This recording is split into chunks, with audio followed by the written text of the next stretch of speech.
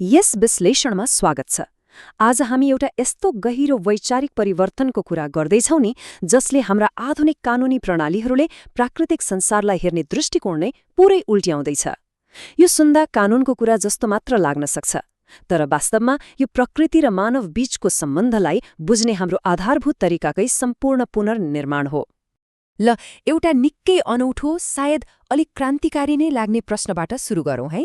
के एउटा जङ्गलको, कुनै नदीको वा सिङ्गो हिमालको आफ्नै कानूनी अधिकार हुन सक्छ त?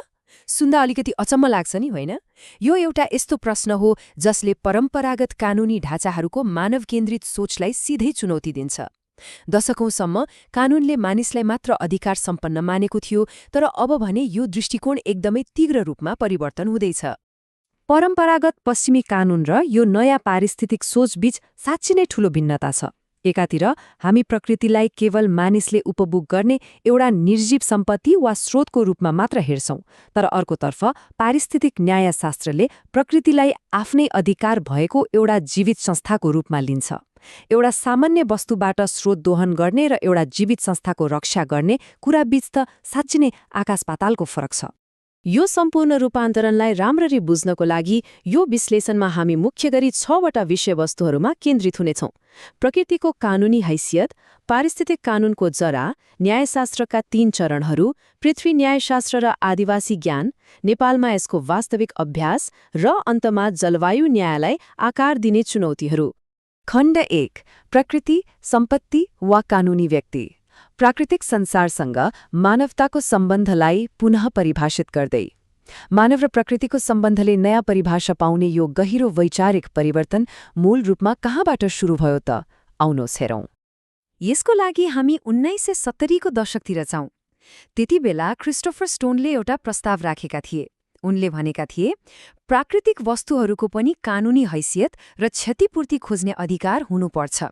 सुन्दा त्यति बेला यो कति असम्भव जस्तो सुनिएको होला, तर हेर्नुहोस् त, एउटा विशुद्ध सैद्धान्तिक प्रस्तावको रूपमा सुरु भएको त्यो विचार आज एउटा विशाल विश्वव्यापी कानूनी र दार्शनिक आन्दोलनको रूपमा विकसित भइसकेको छ। र यो विचार सिद्धान्तमा मात्र सीमित रहेन। न्यायाधीश विलियम ओ डगलेसले आफ्नो एउटा शक्तिशाली असहमति मन्तव्यमा भनेका थिए, निर्जीव वस्तुको आवाज दबाइनु हुँदैन। यो भनाइले एउटा एकदमै महत्त्वपूर्ण सन्देश दियो। पारिस्थितिकी भनेको कानूनको एउटा सानो हिस्सा मात्र होइन, बरु कानून नै पारिस्थितिकीको एउटा विस्तार हो। प्रकृति आफै बोल्न सक्दैन, त्यसैले यसको आवाज हामीले सुन्नै पर्छ र बुलन्द गर्नै पर्छ। खण्ड 2, पारिस्थितिक कानूनको जरा, सिद्धान्तदेखि वास्तविक संसारको सङ्घर्षसम्म। इतिहासतर्फ फर्कँदा यो प्रश्न हुन्छ कि यी क्रान्तिकारी सिद्धान्तहरू कागजमा मात्र सीमित रहेनन्। तिनले कसरी वास्तविक कानूनी चेतनालाई आकार दिन थाले? यो क्रमिक विकास साँच्चै नै चाखलाग्दो छ। 1970 को दशकमा सिएरा क्लब जस्ता समूहहरूले गरेको एउटा स्की रिसोर्टको विरोधबाट सुरु भएको यो यात्रा कसरी संवैधानिक मान्यतासम्म आइपुग्यो हेर्नुहोस् त। सन् 2008 मा आइपुग्दा इक्वेडरले प्रकृतिको अधिकारलाई सिधै आफ्नो संविधानमै लेख्यो, अनि 2017 मा त झन् न्युजिल्यान्डले ह्वाङ्गानुई नदीलाई नै आधिकारिक रूपमा एउटा कानूनी व्यक्तिको मान्यता दियो। आन्दोलनदेखि नीतिगत तहसम्मको यो एउटा गजबको यात्रा हो। खण्ड 3, न्यायशास्त्रका 3 चरणहरू, पारिस्थितिक कानूनको लागि एक ठोस ढाँचा। अब यो उदयलाई 3 व्यवस्थित चरणमा विभाजन गरेर हेरौँ, जसले यो जटिल विषयलाई बुझ्न निकै सहज बनाउँछ। यो प्रगतिलाई ध्यान दिएर हेरौँ। पहिलो चरणमा प्रकृतिको अन्तर्निहित मूल्यलाई मात्र स्वीकार गरिन्छ, अर्थात् प्रकृति एउटा अधिकारधारक हो भनिन्छ। दोस्रो चरणमा पुग्दा प्रकृतिलाई अदालतमा प्रतिनिधित्व गर्न सक्ने प्रक्रियागत हैसियत वा कानूनी व्यक्ति मानिन्छ। र अन्ततः तेस्रो चरणमा वातावरणीय व्यक्तित्वलाई एउटा नयाँ कानूनी वर्गकै रूपमा स्थापित गरिन्छ, जसले सम्पूर्ण पारिस्थितिक प्रणालीको अन्तर्सम्बन्धलाई समेट्छ। यहाँ सबैभन्दा रोचक कुरा के छ भने इक्वेडर र न्युजिल्यान्ड जस्ता केही देशहरूले यी चरणहरूलाई औपचारिक रूपमै कानूनमा लेखेका छन्, तर हाम्रो नेपाल जस्ता देशहरूमा भने यो अलि फरक तरिकाले अभ्यास भइरहेको छ। नेपालमा औपचारिक रूपमा प्रकृतिको छुट्टै अधिकार नलेखिए पनि सार्वजनिक सरोकारका रिटहरू मार्फत वा हाम्रा पवित्र स्थलहरूलाई जोगाउने परम्परा मार्फत प्रकृतिको प्रतिनिधित्व भइरहेको हुन्छ। वन, नदी र हिमाललाई देवता मानेर पुज्ने हाम्रो चलनले वस्तु र विषय बीचको भिन्नतालाई मेटाइदिन्छ। यो त एक हिसाबले तेस्रो चरणकै प्रत्यक्ष अभ्यास जस्तो भएन र?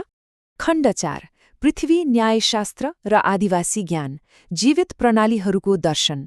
अब ती सैद्धान्तिक आधारहरूतर्फ जाउँ जसले यो 3 चरणको ढाँचालाई यति बलियो बनाउँछ। थोमस बेरीले प्रतिपादन गरेको यो पृथ्वी न्यायशास्त्रको दर्शनले एउटा निकै महत्त्वपूर्ण कुरा सिकाउँछ। मानिसहरू यो पृथ्वीका मालिक हुँदै होइनन्, हामी त यहाँका असंख्य जीवहरू मिलेर बनेको एउटा ठूलो समुदायको सानो सदस्य मात्र हौं। हाम्रो भलाइ सिधै यो पृथ्वीको स्वास्थ्यमा निर्भर छ। यो सिद्धान्तले कानूनी तर्कमा वातावरणीय विज्ञान र नैतिक विचारहरूलाई जोडेर कानूनलाई नै पारिस्थितिक बनाउने प्रयास गर्छ।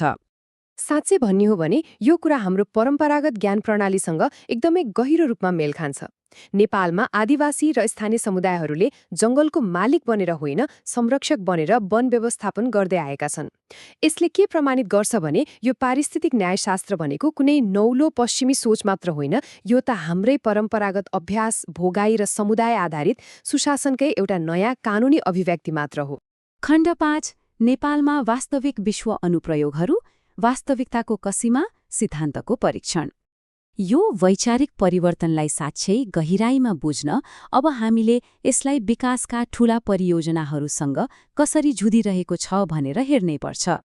24 लाख सुन्दाने आङ सिरिङ हुन्छ नि, यो विशाल संख्याले ती रुखहरूको प्रतिनिधित्व गर्छ जुन प्रस्तावित निजगढ अन्तर्राष्ट्रिय विमानस्थल निर्माणका लागि पर्सा राष्ट्रिय निकुञ्ज नजिकै काटिने योजना थियो।